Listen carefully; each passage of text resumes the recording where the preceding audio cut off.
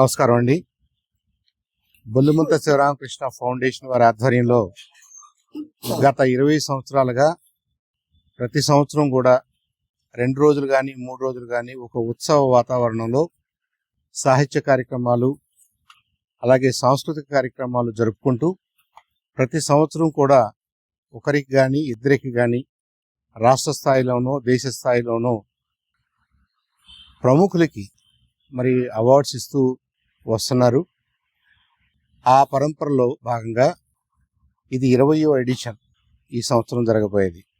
రేపు డిసెంబర్ 6, 7 తారీఖుల్లో కూడా 2 రోజులు సాహితీ సాంస్కృతిక మహోత్సవాల పేరిట బొల్లిముంత శివరామకృష్ణ ఫౌండేషన్ వారు కార్యక్రమాన్ని చేయబోతున్నారు.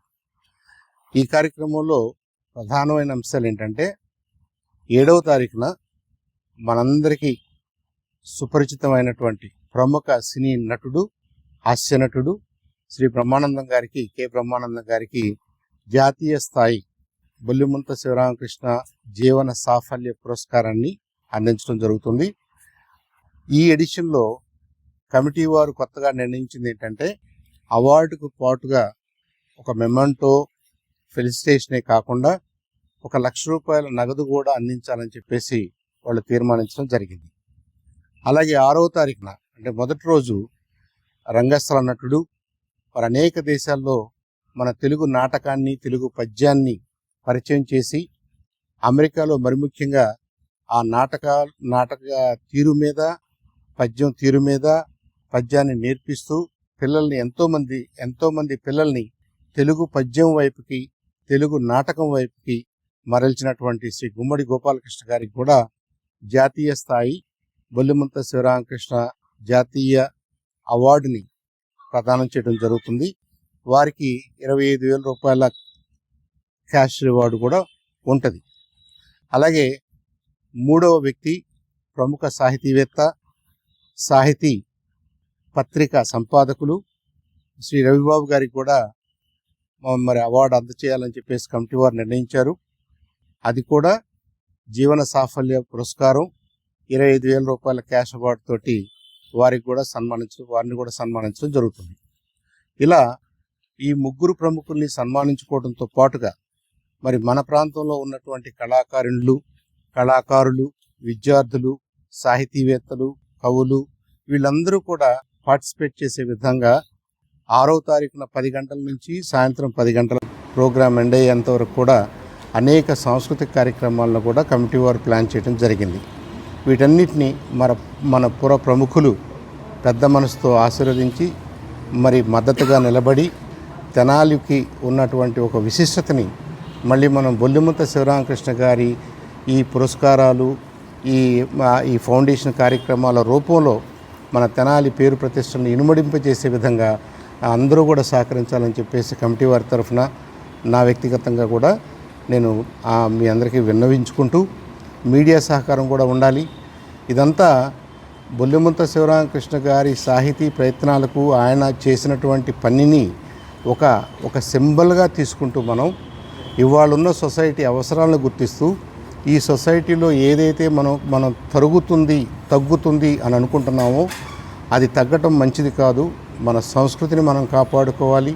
సంస్కృతి అంటేనే భాష ఒక్కటే భాష కోసం నిలబడదు.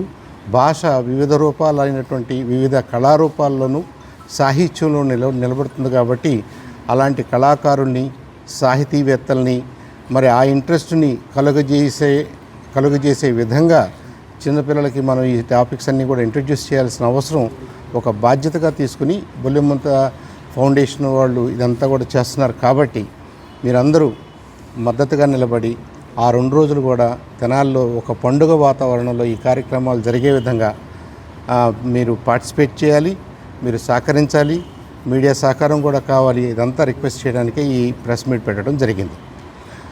ఇందాక పెద్దలు చాలామంది ఉన్నారు ఇక్కడ. అందరూ కూడా వివిధ రంగాల్లో ప్రముఖులు, టీచర్స్ ఉన్నారు, మీడియా మిత్రులు ఉన్నారు, వైద్య రంగం నుంచి వచ్చారు, అనేక రంగాల్లో పనిచేస్తున్న మనం అందరం ఉన్నాం. అందరిలో కూడా ఒకటే కన్సర్న్ కనిపిస్తుంది.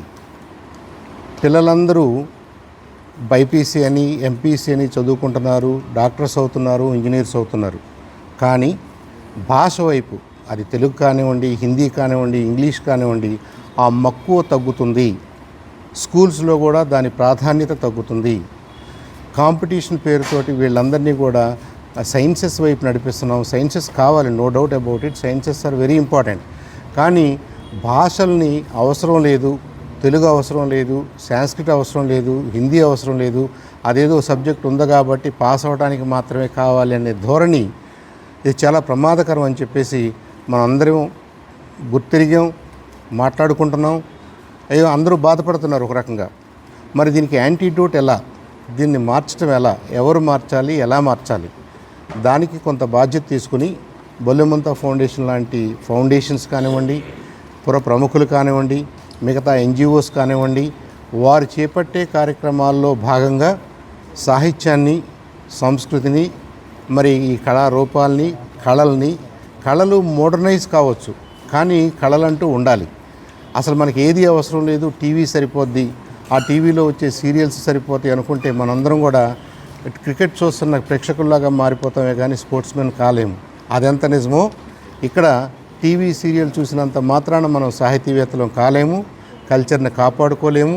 మనందరికీ చదవటం రావాలి, రాయడం రావాలి, దాన్ని ప్రదర్శించడం రావాలి. నెక్స్ట్ జనరేషన్కి మన భాషని, మన సాహిత్యాన్ని అందించగలగటం కూడా మనందరి బాధ్యత. కాబట్టి ఈ కార్యక్రమాలన్నింటినీ ఆ దృష్టితో రూపొందించారు. కమిటీ వారికి ప్రత్యేకంగా ధన్యవాదాలు తెలియజేసుకుంటూ, బొల్లెమంత గారి పేరు 4 కాలాల పాటు నిలవాలన్నా, ఆయన్ని మనం ఒక సింబల్గా చూపిస్తూ ఆయన స్ఫూర్తిని ముందుకు కొనసాగించాలన్న, గ్రామ స్థాయి నుంచి రాష్ట్ర స్థాయి వరకు అన్ని భాషల్లోనూ అందరూ రాణించాలి, అన్ని కళల్లోనూ అందరూ రాణించాలి, అన్ని కళల మీద కనీసం మక్కువ పెంచుకోవాలి అనే సదుద్దేశంతో చేస్తున్నటువంటి ఈ కార్యక్రమాలకి మీ అందరి మద్దతు ఉంటుందని చెప్పేసి కోరుకుంటూ, మీ అందరూ దీంట్లో పార్టిసిపేట్ చేస్తారని ఆశిస్తూ సెలవు తీసుకుంటాం.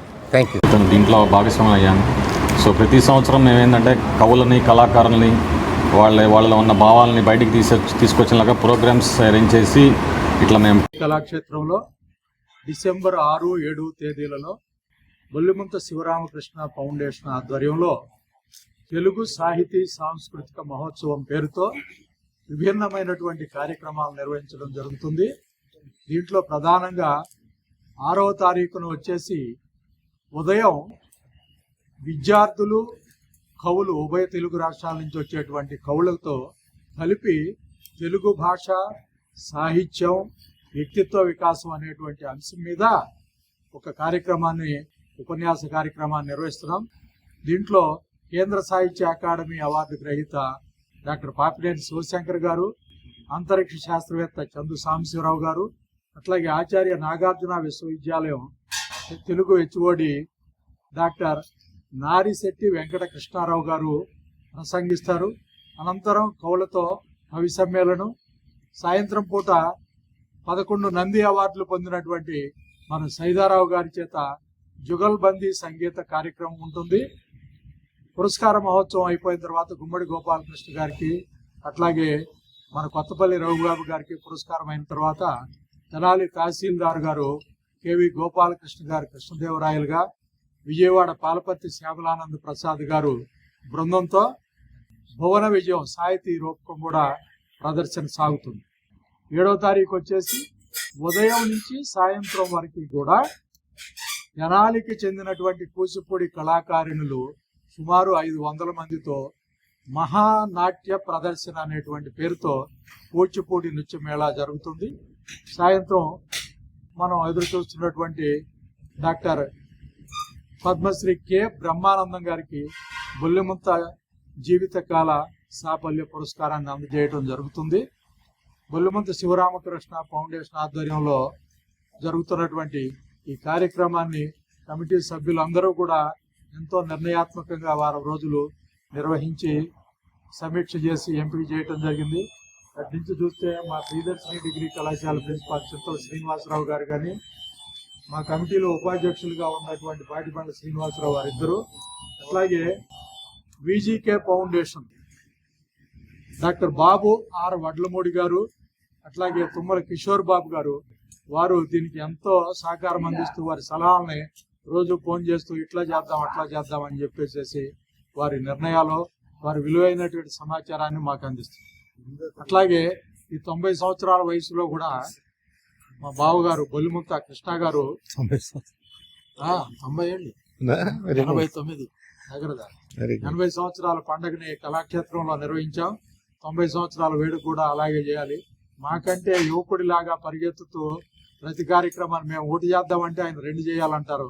వారికి కూడా ఈ సందర్భంగా ధన్యవాదాలు తెలియజేసుకుంటూ మా ఉపాధ్యక్షులు, మరొక ఉపాధ్యక్షులు డాక్టర్ కృష్ణ సందీప్ గారు, మువ్వా సత్యనారాయణ గారు, అట్లాగే ఈవో హరిబాబు గారు కూడా కొత్తగా ఈ సంవత్సరం బొల్లిముంత గారు అంటే అభిమానం ఉన్నటువంటి మిత్రులు వాళ్ళందరూ కూడా, డాక్టర్ మైనేని రాఘవ్ గారు, వామపక్ష భావజాలంతో ఉన్నటువంటి ఉపాధ్యాయ సంఘ నాయకులు కనపర్తి బెనర్ గారు, సిపిఐ ఎంఎల్ లీడరు, అట్లాగే లోకం భాస్కర్ గారు, అందరం కూడా కలిసి ఈ కార్యక్రమాన్ని ఎంతో ఈ వైభవము ఇట్లా అనే కంటే కూడా ప్రజలకి, యువతకి ఉపయోగపడేటువంటి రీతిలో దీన్ని జరపాలి అనేటువంటి ఆలోచన చేశాం.